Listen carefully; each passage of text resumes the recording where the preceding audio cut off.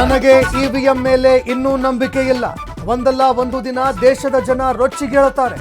ಕೊಪ್ಪಳದಲ್ಲಿ ಸಚಿವ ಶಿವರಾಜ್ ತಂಗಡಗಿ ಗುಡುಗು. ಮೈಕ್ರೋ ಫೈನಾನ್ಸ್ ಸುಗ್ರೀವಾಜ್ಞೆ ವಾಪಸ್ ವಿಚಾರ. ಸ್ಪಷ್ಟೀಕರಣಕ್ಕೆ ರಾಜ್ಯ ಸರ್ಕಾರ ನಿರ್ಧಾರ. ಮರುಪರಿಶೀಲಿಸಿ ಅನುಮೋದನೆ ಕೊಡಲು ರಾಜ್ಯಪಾಲರಿಗೆ ಮನವಿ. ವ್ಯಕ್ತಿ ಪ್ರತಿಷ್ಠೆ ಒಳ ಕಲಹವನ್ನ ಬದಿಗೊತ್ತಿ ಕೆಲವರ ಲಾಭಕ್ಕೆ ಪಕ್ಷ ಬಲಿ ಕೊಡೋದು ಸರಿಯಲ್ಲ. ಬಿಜೆಪಿ ಬಣ ಬಡಿದಾಟಕ್ಕೆ ಸದಾನಂದ ಗೌಡ ಬೇಸರ.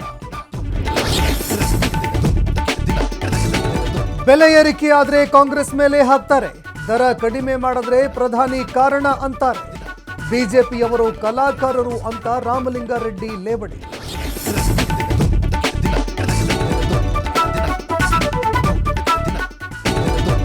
ನನಗೆ ಇವಿಎಂ ಮೇಲೆ ಇನ್ನೂ ನಂಬಿಕೆ ಇಲ್ಲ. ಒಂದಲ್ಲ ಒಂದು ದಿನ ದೇಶದ ಜನ ರೊಚ್ಚಿಗೇಳುತ್ತಾರೆ.